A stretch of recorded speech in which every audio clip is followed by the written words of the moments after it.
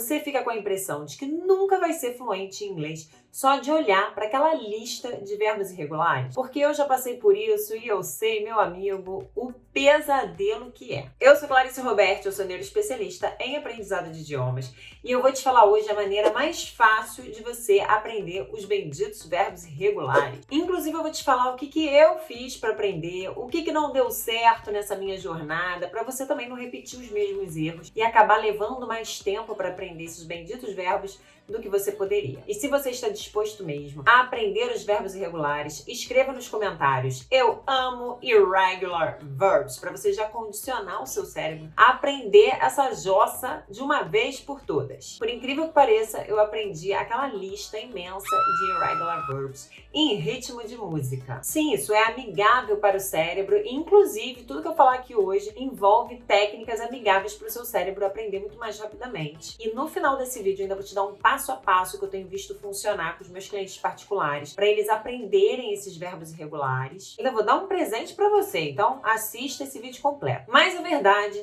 é que realmente eu pegava a lista de verbos irregulares e ficava lendo e tentando decorar mais em ritmo de música. Na época, eu não sabia de como isso contribuiria para o meu cérebro aprender, mas fato é que contribuiu. Eu não simplesmente pegava e ficava si, só, sim. Si, só, sim. Não, eu ficava see, saw, seen, go, went, gone, eat, ate, eaten, put, cut, cut. Então eu decorava o presente, o passado e o particípio, past participle, que a língua dá aquela enrolada na hora de falar. Os sons que chegam pelos nossos ouvidos viajam através de uma via auditiva que é até anatomicamente bastante complexa, e essa via é ligada a partes do cérebro que determinam a forma que nós nos movemos, como nós agimos, como nós falamos, como nós pensamos, no que a gente presta atenção, no que a gente sabe. Então, aprender criando sons, criando ritmos, realmente favorece demais o nosso aprendizado. Mas eu cometi um erro nesse processo, que eu nessa paranoia, de querer ficar lá decorando todos os tempos verbais, eu lembro da época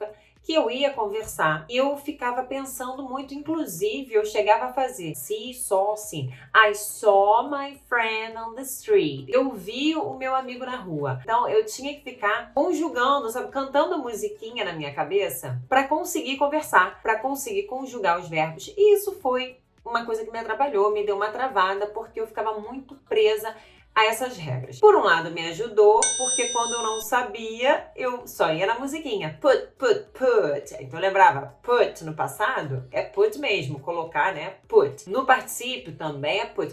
Então me ajudava a reforçar com a música, mas confesso que me fez pensar demais na hora de falar. Então quer dizer que foi errado eu estudar daquela forma, fazer musiquinha, decorar a lista? Não. Foi uma estratégia boa que eu usei, que realmente funciona, mas a gente tem que saber separar o treino do campeonato, vamos dizer assim. Na hora que eu estava ali, estudando aquela lista, mesmo em ritmo de música, que me ajudou bastante, aquilo era o meu treino. Quando o jogador, quando o atleta, ele está treinando, ele está completamente consciente, focado no treino, nas habilidades que ele quer desenvolver. Quando ele vai para o campeonato, o que importa é a performance. Ele não pode ficar pensando tanto. Claro que ele vai usar de estratégia, ele vai usar a inteligência dele.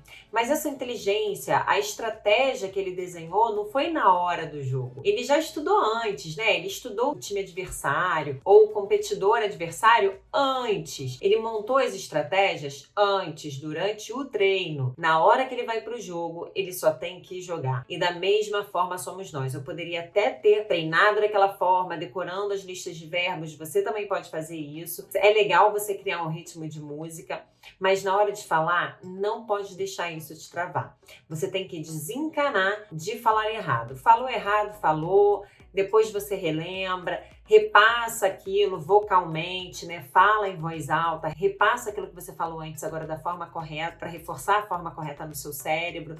Mas deixar que isso te trave na hora da conversação não é legal. E o que me fez pensar muito antes de falar foi outro erro, que foi, enquanto eu treinava, em vez de ficar só ali decorando put, cut, go, went, gone, do, did, done, eu deveria ter feito Frases, eu deveria ter feito frases, eu deveria ter falado em voz alta as frases que eu usaria na vida real, para quando eu chegasse lá no campeonato, eu já estar preparada e agir automaticamente. Como aprender os verbos irregulares da forma mais fácil? Se você quer mesmo saber, se inscreva agora no canal e deixe o seu like para eu continuar. Vocalizar, falar em voz alta. Lembra do que eu falei lá no início do vídeo? Sobre a importância dos sons para o cérebro, para a aprendizagem? Então, ó, falar sempre as frases em voz alta, se você puder, se não tiver ninguém por perto e você não ficar constrangido. A segunda coisa que você pode fazer, que é o que eu tenho feito muito com meus clientes particulares, com os meus alunos, é a prática de conversação. Aprender verbos irregulares enquanto pratica a conversação. Mesmo que você não tenha com quem conversar, você pode pegar um texto com verbos irregulares, pesquisa na internet, dá um Google, joga lá, texto com verbos irregulares, ou pede no famoso ChatGPT, né, nosso amigo de todas as horas no momento. Você vai lá e pede pro ChatGPT, faça para mim um texto em inglês com verbos irregulares no passado. Pede pro ChatGPT, né, pede a quantidade de linhas, um texto de 50 linhas que fale sobre business, enfim, pede lá no ChatGPT que ele faz para você o texto que você precisa. E aí depois você pega cada verbo daquele e vai fazendo frases aplicando para sua vida pessoal, falando da sua vida. Porque quando você aplica para sua vida, o seu cérebro entende que aquilo é importante, é muito relevante para você. E o nosso cérebro, ele retém mais, com mais facilidade, aquilo que tem relevância para a gente. Aquilo que ele acha que não tem importância para nossa vida, ele descarta. Agora, quando ele vê utilidade, até pelo nosso instinto mesmo de sobrevivência, quando ele vê que aquilo é necessário, como se fosse assim, se eu não aprender isso, eu morro,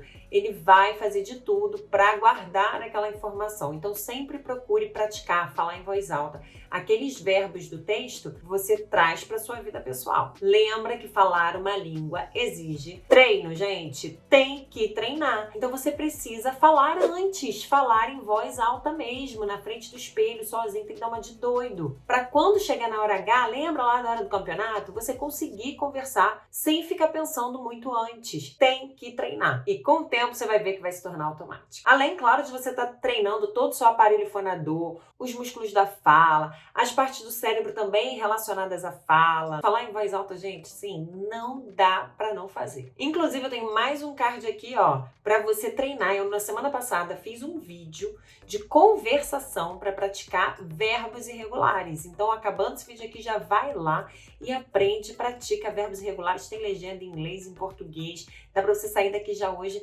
treinando, aprendendo os verbos irregulares. Eu vou deixar no final desse vídeo também o cardzinho para você clicar. Bom, então vamos revisar o que você tem que fazer para depois eu te dar o seu presente.